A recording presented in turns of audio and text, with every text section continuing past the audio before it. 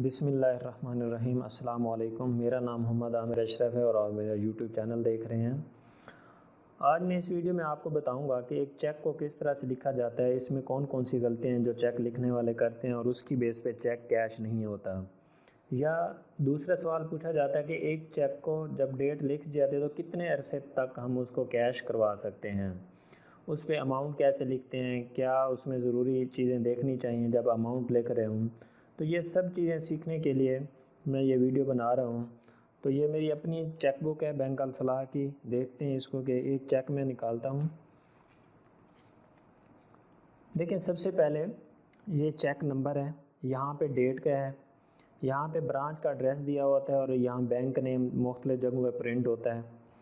पे का ऑप्शन है रुपीज़, यहाँ पे PKR लिखा हुआ है, यहाँ पे नीचे ये अकाउंट नंबर लिखा हुआ होता है और यहाँ पे जो भी जिसका चेक है उस अकाउंट होल्डर का टाइटल जो भी होगा उसका नाम लिखा हुआ होता है और यहाँ पे सिग्नेचर और यहाँ पे बैंक की अपनी तरफ से ये प्रिंटिंग की गई जाती है मुख्तलिफ एक सीक्रेट कोड की शक्ल में। तो ये वाला जो साइड हिस्सा है ये जिसकी चेक बुक होती है ये उसके पास रह जाता है। यहाँ भी चेक नंबर देखें सेम है और यहाँ भी सेम है, तो यहाँ भी डेट लिखी जाती है और यहाँ भी डेट लिखी जाती है, क्योंकि ये यहाँ पे डेट लिखने का मकसद ये है कि जब चेक जाएगा प्रेजेंट होगा तो जिसका अकाउंट है उसको याद होगा कि ये चेक मैंने किस डेट को दिया था। तो यहाँ पे पेई अकाउंट जिसको आप चेक दे रहे हैं तो यहाँ पेई का मतलब होता है उसका नाम दे। मसलन मैं ये चेक किसी और शख्स को मिस्टर ए को दे रहा हूँ तो मैं यहाँ मिस्टर ए को अपने याद दहानी के लिए रिकॉर्ड के तौर पर रख लूँगा।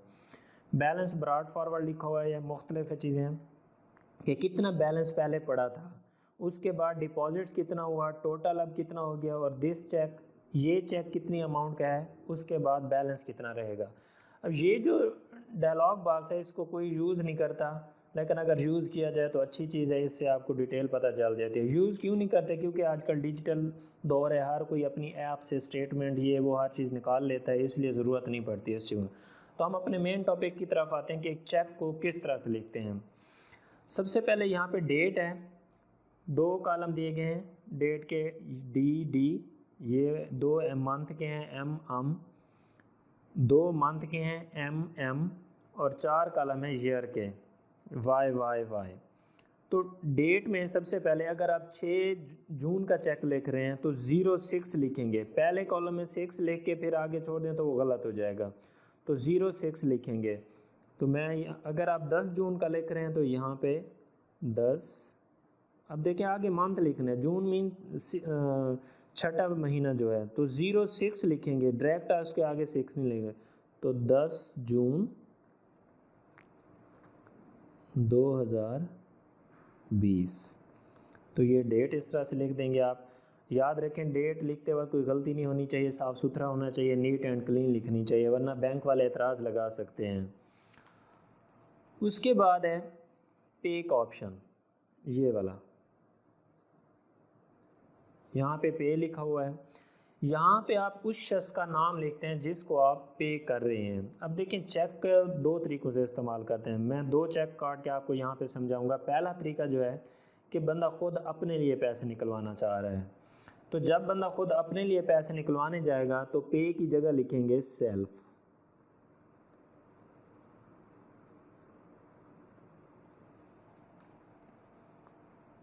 और अगर उर्दू में है लिखना चाह रहे हैं तो खुद लिख दें, जो कम पढ़े लिखे हैं इंग्लिश नहीं लिख सकते तो वो खुद भी लिख सकते हैं। उसके बाद आर लिखा हुआ है यहाँ पे, आर या बेयरर। अब बेयरर का मतलब होता है कि या तो ये बंदा खुद पेमेंट लेने जा सकता है या कोई भी शख्स जो बेयरर होगा इस चेक को, जो भी बेयरर होगा उठा के लेके जाएगा उसको पेमेंट मिल जाएगी। लेकिन याद रखें जब खुद शख्स वो सेल्फ लिख के किसी और अपने को भेज देता है कि जाके यार चेक निकलवा के आओ, तो साथ में जो शख्स जा रहा है तो अपने ID कार्ड की कॉपी भी साथ लेके जाएगा। अगर आप ख़ुद निकलवा रहे हैं चेक तो उसके लिए फिर आपको किसी ID कार्ड की ज़रूरत नहीं होगी, क्योंकि ऑलरेडी आपका रिकॉर्ड उनके पास होता है। उसके बाद है रुपीज़। रुपीज़ लिखते वक्त ध्यान करने के यहाँ से शुरू करना है आपने, रुपीज़ के बिल्कुल साथ। फॉर एग्ज़ाम्पल मैं 1 मिलियन का चेक ले रहा हूँ, अक्सर लोग 10 लाख भी लिख देते हैं, 10 लाख, वो भी ठीक है, लेकिन प्रोफेशनल तरीका क्या है 1 मिलियन लिखें। अब रीज़न पूछते हैं कि ये इसको 7 करके क्यों लिखा है। अब देखें इसकी लेफ़्ट साइड पे कोई दूसरी अमाउंट कोई शख्स भी नहीं लिख सकता, मसलन कोई 21 मिलियन लिख दे तो ये भी लिखा जा सकता है, इसलिए मैंने इसको यहाँ पे करके लिखा है 21 मिलियन ओनली, जितनी भी हो। अगर आप उर्दू में लिखना चाह रहे हैं तो लिख सकते हैं, लेकिन एक ही ज़बान में लिखना है, जो भी लिखें 1 मिलियन या 10 लाख रुपए, जो भी लिखना है एक इसमें लिखना है। उसके बाद डेट, पे, रुपीज़ 3 और नंबर 4 स्टेप जो है 5 स्टेप होते हैं बेसिकली चेक लिखते वक्त। एक डेट का, दूसरे नंबर पे का, ये है डेट, पे, उसके बाद रुपीज़, उसके बाद यहाँ पे पेमेंट लिखने का स्टेप है। तो ये नंबरिंग और ये बाकी नहीं करना, ये आपको समझाने के लिए कर रहा हूँ। तो पेमेंट भी याद रखें, PKR जहाँ लिखो है इसके साथ करके लिखना है आपने। मैं यहाँ पे लिखता हूँ, यहाँ पे हमने वर्ड्स में लिखा, यहाँ पे हमने फिगर में लिखेंगे 1 मिलियन, तो ये 10 लाख हो गया। अब तरीकाकार इसके आगे भी कोई सिफर लगा सकते हैं, तो उसका तरीकाकार ये है कि आप स्लैश डाल दें साथ और आगे इक्वल का साइन लगा दें, तो इस तरह से आपके 1 मिलियन हो जाएगा। उसके बाद क्या है, यहाँ पे सिग्नेचर करने होते हैं, जो भी आपके सिग्नेचर हैं तो यहाँ पे आप सिग्नेचर कर सकते हैं। तो जैसे सिग्नेचर करेंगे तो आप खुद जाके ये चेक पेमेंट निकलवा सकते हैं। अब दूसरा तरीका है कि आप चेक किसी और को देते हैं, मसलन आपने किसी के पैसे देने थे और आप उसकी जगह उसको चेक दे देते हैं कि जाके ना कि मेरे बैंक अकाउंट से निकलवा लें। तो उसके लिए चेक लिखने का क्या तरीकाकार होगा, या आप कोई क्रॉस चेक लिखते हैं। क्रॉस चेक के बारे में बताता हूँ अभी कि क्रॉस चेक क्या चीज़ होती है। देखिए, अगर आप किसी और को चेक दे रहे हैं तो यहाँ पे फॉर एग्ज़ाम्पल मैं 6 जून का लिख रहा हूँ, 06/06/2020। अब पे वाले कॉलम में मैं लिखता हूँ काशिफ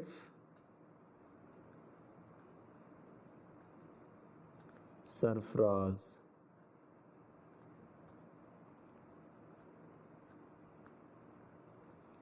देखिए, नाम लिखते वक्त भी एहतियात करनी है कि पे के साथ करके लिखना है, कि ऐसी जगह पे लिखें कि इसके लेफ़्ट साइड पे कोई और नाम शामिल ना हो सके। मसलन अगर मैं इसको यहाँ आगे करके लिखता हूँ और पीछे को ये भी लिख सकता है कि कोई नाम चेंज है, मोहम्मद काशिफ सरफराज, ठीक है। तो कोशिश करें कि इस तरह लिखें कि इसकी लेफ़्ट साइड पे कोई और नाम ऐड ना हो सके। तो अब ये चेक काशिफ सरफराज के नाम का है, तो काशिफ सरफराज जाके पेमेंट निकलवा सकता है, लेकिन उसके लिए क्या होगा कि वो अपने ID कार्ड की कॉपी साथ लेकर जाएगा, क्योंकि ये किसी और ने चेक इसको दिया। उसके बाद अमाउंट लिखेंगे 1 मिलियन रुपीज़,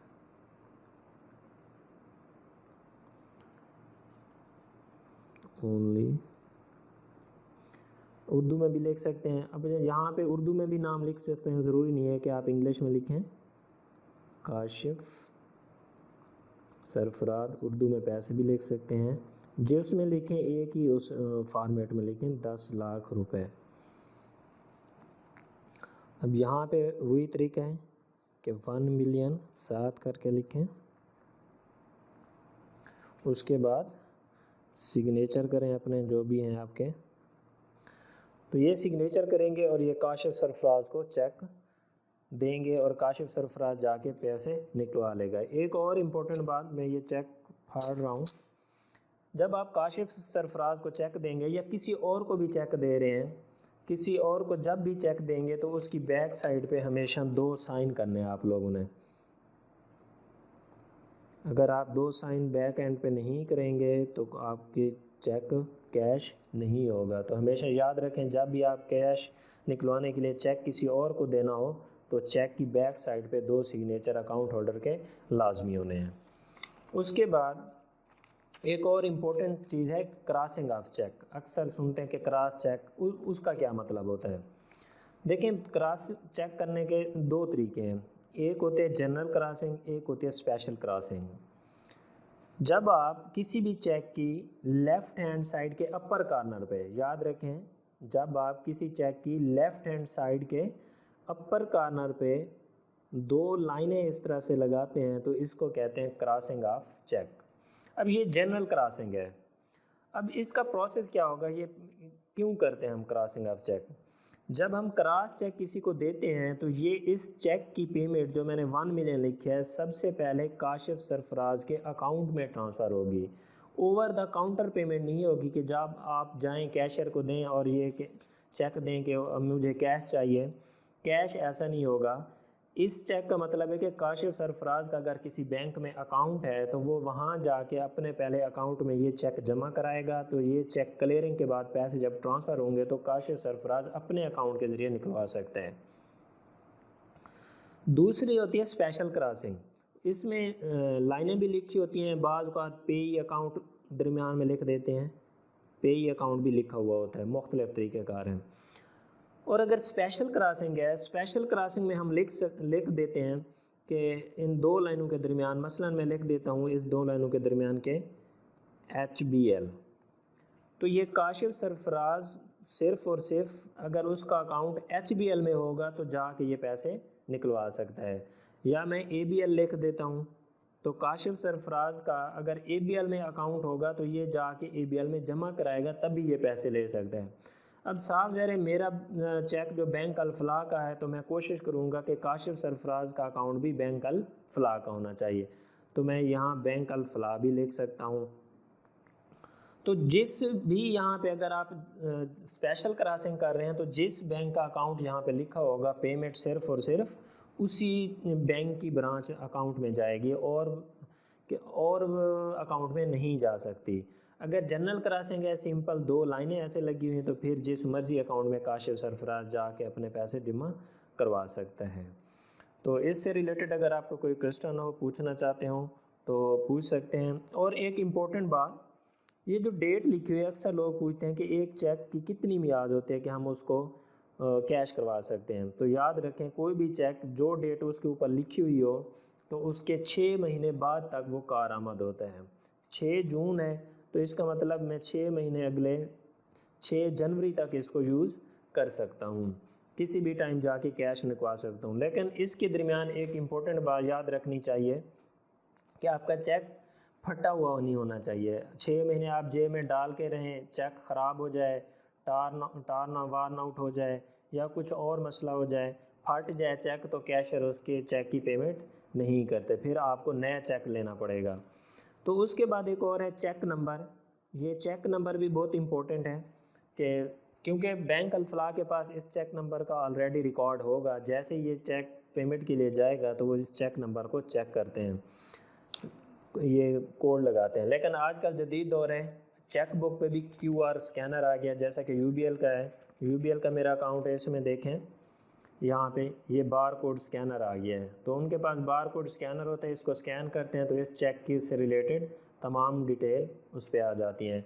इसी तरह से मीज़ान बैंक ने भी सर्वे शुरू की है, ये QR कोड स्कैन करते हैं, तो QR कोड जैसे ही स्कैन होगा तो ये इस चेक की सारी डिटेल फौरी तौर पे उनके सामने आ जाती हैं। ये टाइम सेविंग का एक तरीका है और टेक्नोलॉजी का भी अच्छा इस्तेमाल है।